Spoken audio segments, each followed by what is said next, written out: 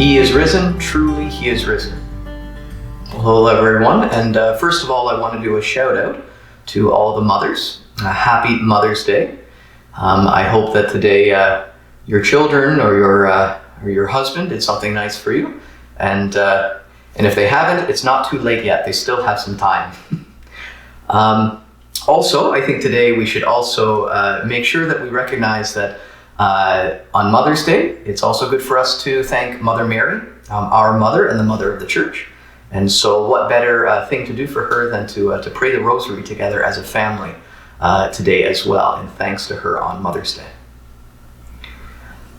Today's gospel offers us an opportunity to really focus on the question of who is Jesus?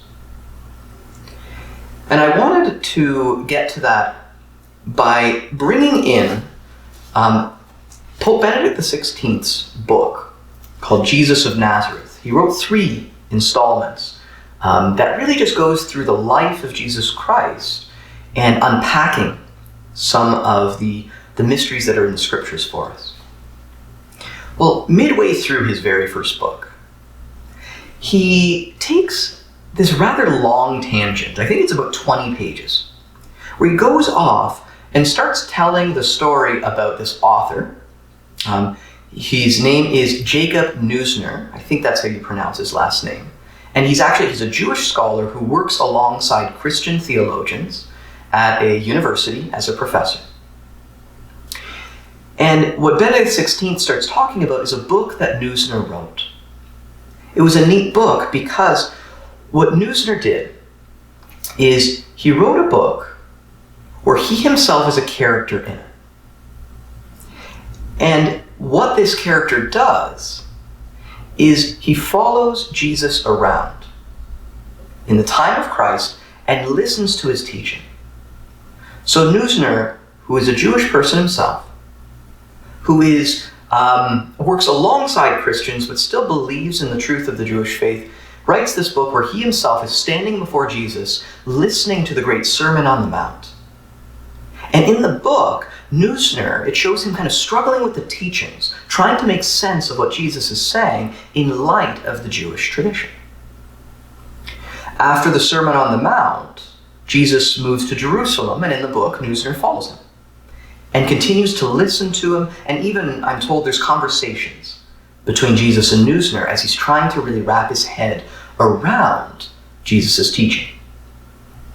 But at the end of the day, when Neusner is in Jerusalem with Jesus, he makes the final decision not to follow him.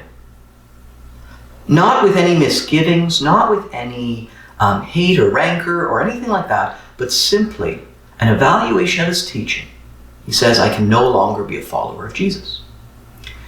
And in the book, it says later on that night, after he makes that decision, he goes to the local synagogue in order to read the scriptures and discuss the scriptures with the other rabbis in Jerusalem. And in this kind of fictitious conversation, he tells the other rabbis what it was that this sage, this wise man, Jesus, was telling all of the people.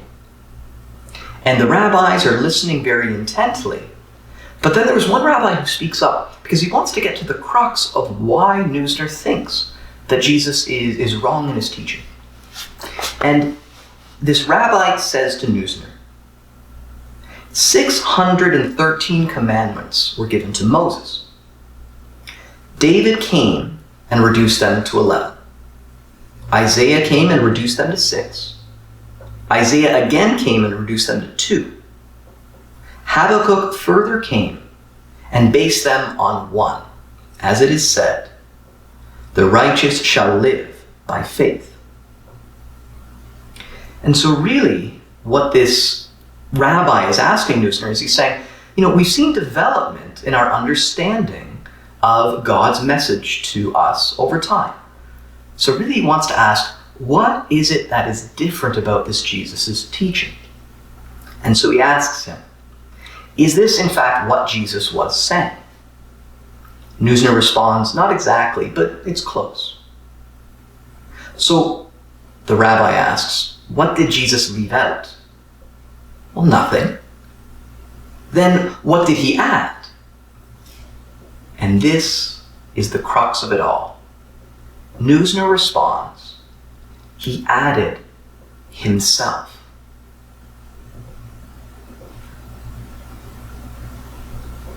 The message of Jesus Christ is different than all other teachings throughout the entirety of Scripture, because everybody else came and taught to the people the message that God had given to them.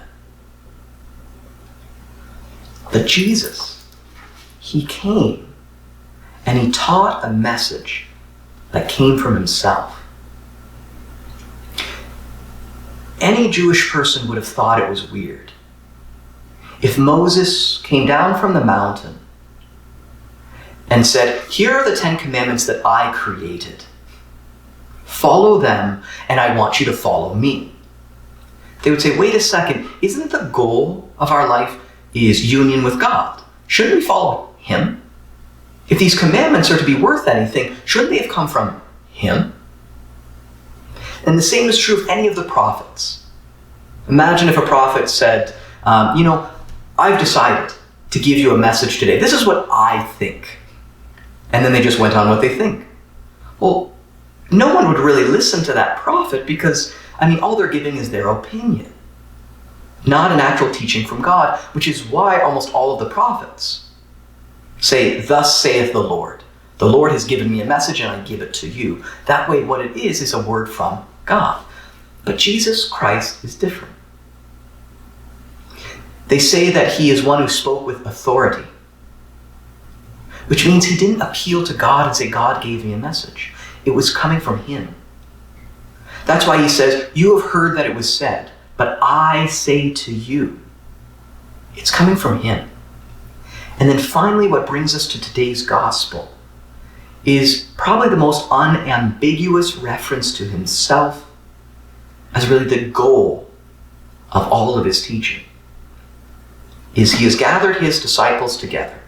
It's the Last Supper. He's going to die for the world the next day. And at this Last Supper, he says to his disciples, I'm going to my Father's house, and in it are many rooms, and I prepare a place for you, and I will come back to bring you where I am. And he says, you know the way to the place where I'm going.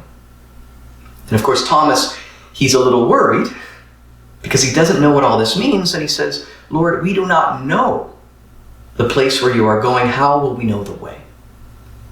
And that's when Jesus responds, I am the way and the truth and the life. No one comes to the Father except through me. Jesus puts himself as the center of everything. If you want to get to the Father, then come close to me. He doesn't say come close to my teaching. He doesn't say do what I tell you. He says come to me. In another spot he says, come to me all you who are weary and heavy burdened, and I will give you rest. Jesus makes clear that his goal is to draw people to himself, not just to a teaching that he gave. And then finally, in today's gospel near the end, is Philip, who speaks up and he says, Lord, just show us the Father and we'll be satisfied. And that's when he responds, he says, don't you know, Philip, that the Father is in me and I am in the Father? And in another spot, he says, the Father and I are one. What he's saying is that God dwells within him because he is God. And that is why the pathway to God is through him and no other. Because there is only one God and he's it. And that's why we must come to Jesus Christ if we want to come to the Father. Now, I think the reason why Pope Benedict put a very long digression about the identity of Jesus right in the center of his book is because he wanted to make clear that the core of our Christian faith hinges upon the answer to the question of who is Jesus Christ. Jacob Neusner, the author that Pope Benedict writes about, he makes the decision that Jesus Christ says that he is the divine Son of God and that everything rests upon him, but he doesn't believe that he is who he says he is. He doesn't believe that he's divine, and that's why he cannot follow him.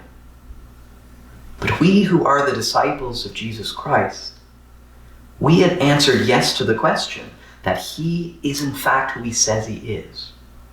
He is the divine Son of God. He is the way, the truth, and the life.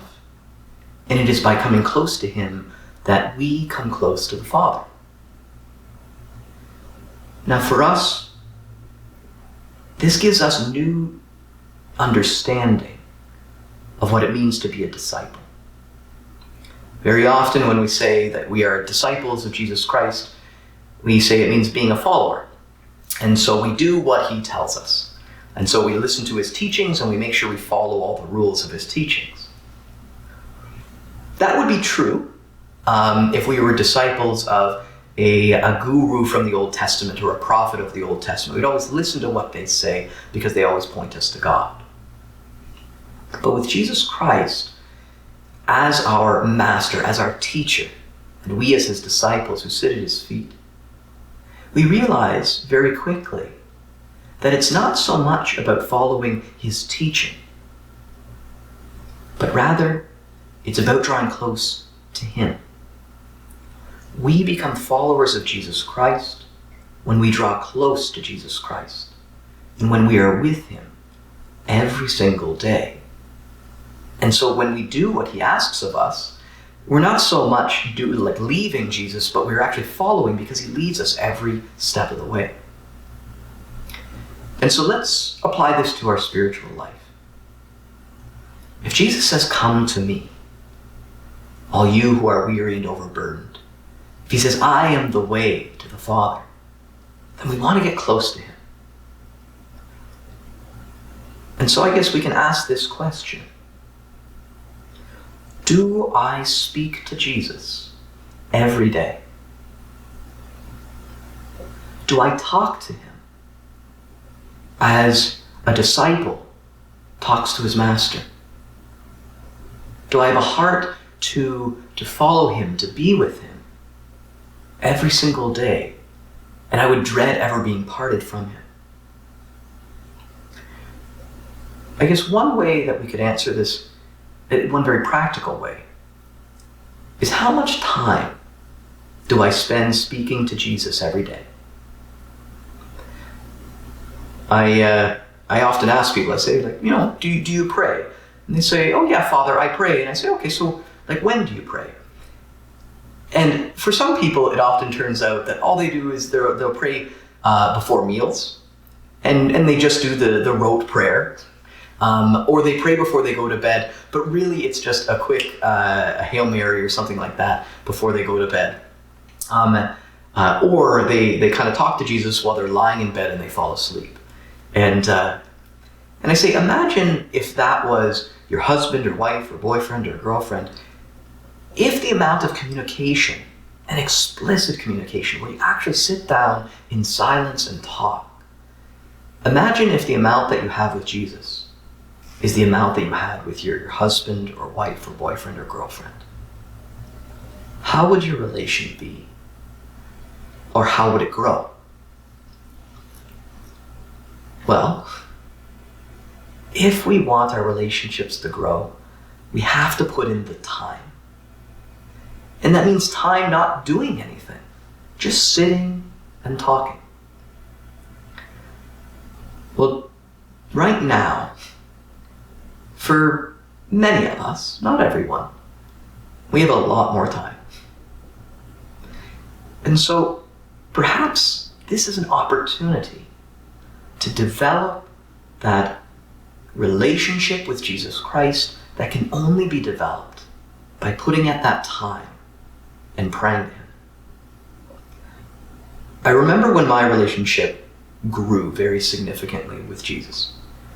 I was in seminary, and for the first time in my life, there was a schedule of prayer in which 20 minutes every day was silent meditation.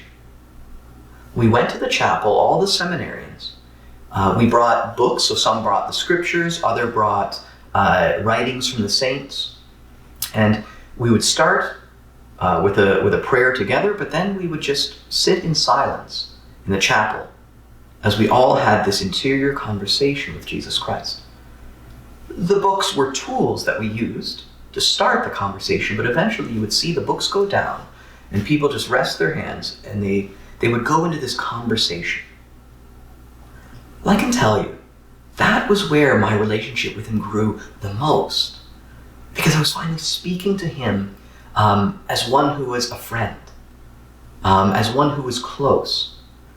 And although when it began, it was very difficult to sit in silence for that period of time, after time went on, eventually, I actually looked forward to it, and while we were doing this time of meditation, I never liked to leave it, because I just wanted to sit at the foot of my Master. I just wanted to be with him and pray with him. I encourage you, in this time where we have extra time, to start that conversation with Jesus, to draw closer to him so that we can truly become his disciples. Jacob Neusner just saw him as a teacher. And if that's all that we see, then of course we're going to conclude that he can't be 100% in the right. There must be something wrong. But if we see him as who he truly is, the divine Son of God, then we should desire to come close to him, so that by coming close to him, we come close to the Father. God bless.